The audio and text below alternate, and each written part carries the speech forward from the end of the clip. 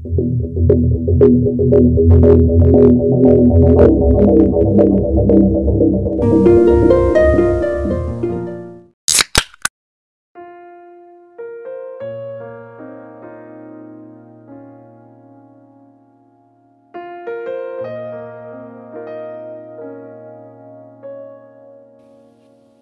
pertengkaran dalam rumah tangga adalah sesuatu yang wajar terjadi. Namun, jika sebuah pertengkaran sudah diwarnai dengan kekerasan, maka pernikahan itu bisa dibilang tidak sehat.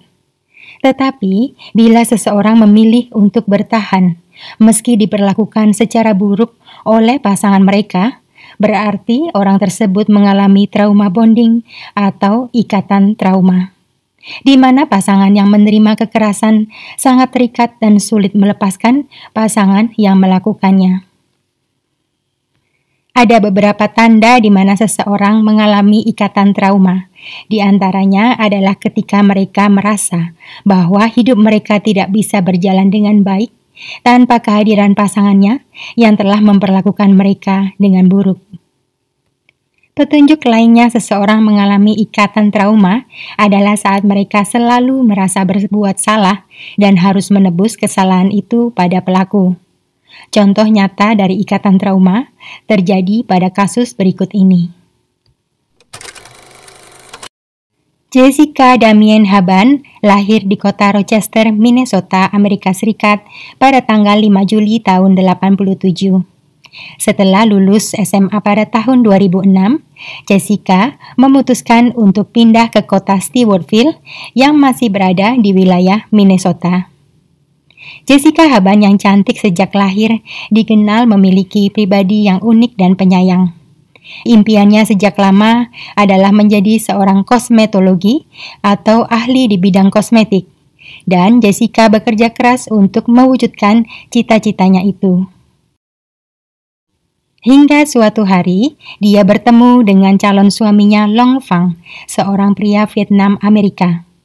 Jessica dan Long Fang saling jatuh cinta meski keduanya terpaut usia yang cukup jauh. Jessica saat itu berusia akhir 20-an dan Long Fang di akhir 40-an. Tak terlalu lama kemudian, mereka berdua memutuskan untuk masuk ke jenjang pernikahan. Pada tanggal 28 Maret tahun 2010, pernikahan mereka dilaksanakan secara adat namun tidak didaftarkan secara hukum. Jessica dan Long Fang dikaruniai dua orang putri cantik yang mereka namai Tias dan Liliana. Pernikahan mereka dari luar tampaknya cukup langgeng dan berjalan selama 11 tahun kemudian. Tetapi yang terjadi sesungguhnya tidak seperti yang dilihat dari luar. Rupanya, setiap hari Jessica merasa menderita dan selalu ketakutan, bagaikan hidup di dalam neraka. Semua karena perlakuan suaminya, Long Fang, yang sangat buruk kepadanya. Long Fang bukanlah seorang suami yang baik karena dia selalu menyelesaikan masalah di rumah dengan kekerasan. Sementara Jessica berusaha bertahan dalam pernikahan itu demi kedua putrinya dan impian mereka. Hampir setiap hari Long Fang menekan Jessica secara fisik dan psikologis. Bahkan beberapa kali sempat dilakukannya di hadapan kedua putri mereka. Dijambak, didorong, dihina, dan masih banyak perlakuan tidak menyenangkan lainnya yang diterima wanita malang itu dari suaminya. Dalam salah satu argumen, Long Fang mengancam nyawa Jessica di bawah sajam. Bahkan, minyak penggorengan pun pernah dirasakan oleh Jessica.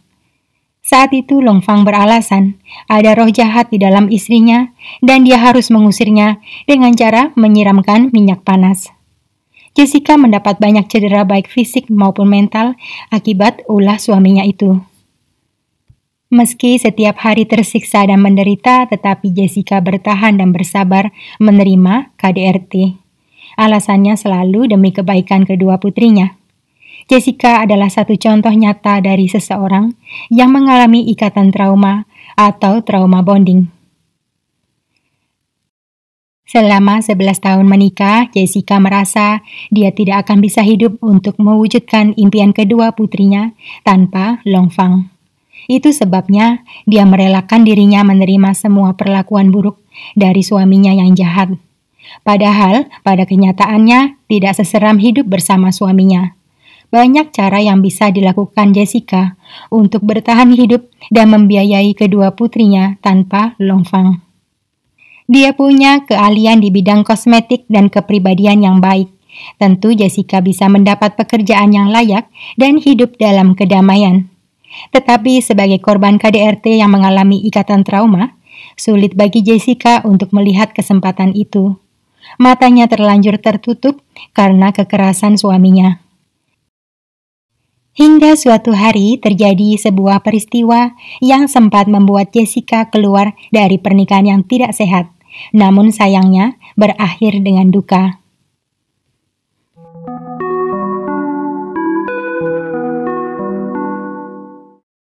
Pada tanggal 11 Mei tahun 2015, saluran darurat 911 menerima panggilan dari Jessica Haban yang terdengar panik. Suaminya sedang melancarkan aksinya seperti biasa. Tetapi hari itu rupanya Jessica merasa nyawanya dalam bahaya, maka dia segera menghubungi polisi. Long Fang berusaha menghentikan pembicaraan Jessica dengan operator 911 dengan cara merusak ponsel istrinya itu. Operator 911 yang mendengar keributan dari seberang telepon langsung mengirim petugas ke rumah Jessica, yang dalam hitungan menit saja sudah ada di depan rumah Jessica. Tetapi apa yang terjadi? Long Fang justru lari ketakutan dan bersembunyi di dalam garasi. Saat itu para petugas tidak bisa berbuat banyak karena Jessica tidak mau membuat pengaduan atas suaminya dan malah melindungi pria itu. 2 minggu setelah peristiwa itu terjadi peristiwa lain yang lebih buruk. Long Fang mengamuk dan melontarkan bogemnya ke arah istrinya. Serangan itu mengenai kepala hingga wanita malang itu terpaksa dirawat di rumah sakit. Jessica didiagnosis mengalami trauma pada kepalanya dan harus menjalani rehabilitasi. Kondisi Jessica menarik perhatian pekerja sosial yang kemudian menyarankannya untuk mengajukan surat perintah jaga jarak ke pengadilan.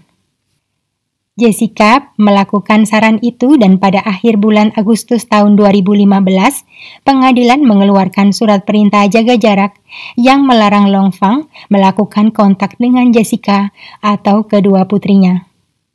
Butuh ketenangan dan kesabaran bagi Jessica untuk melalui semua perawatan dan terapi demi kesembuhannya. Dia bukan hanya menjalani perawatan secara fisik, tetapi juga secara psikologis. Sayangnya, Long Fang belum puas setelah menyakiti istrinya separah itu. Selama Jessica berada di rumah sakit, setiap hari pria itu terus mengganggu ketenangan istrinya dengan menelpon dan mengirim pesan yang berisi intimidasi dan menakut-nakuti. Meski hal itu bertentangan dengan perintah jaga jarak dari pengadilan, Long Fang tidak peduli.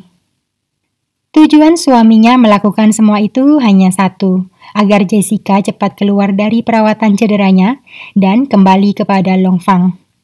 Jessica juga ditakut-takuti bila tidak segera keluar dari rumah sakit, dia bisa dikirim ke RSJ dan kehilangan hak asuh atas kedua putri kesayangannya. Perkataan suaminya itu sepertinya berhasil mempengaruhi kondisi mental Jessica. Pada tanggal 7 Desember tahun 2015, Jessica berkeluh kesah kepada pekerja sosial yang menangani kasusnya sejak awal tentang ketakutannya terhadap suaminya. Jessica merasa Long Fang sedang menghabisinya secara perlahan hingga membuatnya bingung dan terjebak. Rupanya pengaruh Long Fang pada diri Jessica begitu kuat dan akhirnya dia menyerah. Jessica mengajukan permohonan untuk dipulangkan dari rumah sakit dan akhirnya diizinkan pada tanggal 13 Desember tahun 2015. Setelah keluar dari rumah sakit, kondisi Jessica justru semakin memburuk. Dia tenggelam dalam depresi dan merasa masa depannya begitu gelap dan juga tidak ada harapan. Wanita malang itu kehilangan arah dan merasa tersesat. Dia melihat hanya ada satu jalan keluar dari tekanan suaminya yang jahat. 3 hari setelah keluar dari rumah sakit, Jessica memutuskan untuk mengakhiri hidupnya sendiri. Pada tanggal 16 Juni tahun 2016, Long Fang didakwa dengan tuduhan menguntit, pembunuhan tingkat 2 dan pembunuhan tingkat 3 terkait dengan kematian istrinya. Selama menikah, Long Fang telah melakukan KDRT baik dalam bentuk fisik, mental, verbal, maupun emosional. Selanjutnya, tekanan yang diberikan kepada Jessica Haban dianggap berkontribusi langsung pada kematian istrinya itu. Meski tahu kondisi fisik serta mental Jessica yang tidak stabil saat dirawat di rumah sakit, Long Fang tetap melanjutkan ancaman dan intimidasinya hingga istrinya itu memutuskan untuk melakukan bundir. Kasus ini menjadi pertama kalinya kasus sejenis terjadi di Minnesota, di mana seorang pelaku didakwa melakukan pembunuhan, tetapi yang melakukan adalah korbannya sendiri. Sayangnya, karena kurangnya bukti, hakim terpaksa menyatakan Long Fang tidak bersalah atas dakwaan pembunuhan. Dia dinyatakan bersalah atas dakwaan penguntitan dan dijatuhi hukuman 6 tahun ditambah 4 bulan penjara. Sebuah hukuman yang terlalu ringan dibandingkan dengan penderitaan Jessica selama 11 tahun hidup dalam neraka hingga berakhir kehilangan nyawa. Meski demikian, keluarga besar Jessica Haban merasa lega mendengar Long Fang dihukum meski bukan atas dakwaan pembunuhan. Bagi mereka, paling tidak pria itu harus bertanggung jawab atas sesuatu. Kedua putri Jessica Haban kini diasuh oleh nenek mereka. Semua pengorbanan ibu mereka menjadi sebuah pelajaran bagi keduanya di kemudian hari nanti. Dari kisah Jessica Haban kita bisa menarik sebuah pelajaran bahwa ikatan trauma atau trauma bonding itu nyata adanya. Bagi siapa saja yang saat ini mengalami gejala, sebaiknya segera meminta pertolongan ahli untuk memutus ikatan itu. Mencintai diri sendiri bukan berarti kita egois, melainkan kita tahu mana yang layak dan tidak layak untuk kita. Seandainya saja Jessica lebih mencintai dirinya sendiri dan segera keluar dari pernikahan yang tidak sehat, kedua putrinya tentu masih punya seorang ibu. Bagaimana menurut kalian? Tuliskanlah komentar kalian dengan sopan tanpa menyinggung siapapun ya, karena kata-kata kita adalah cerminan hati kita. Itulah akhir kasus hari ini, sampai bertemu dalam kasus berikutnya. Terima kasih.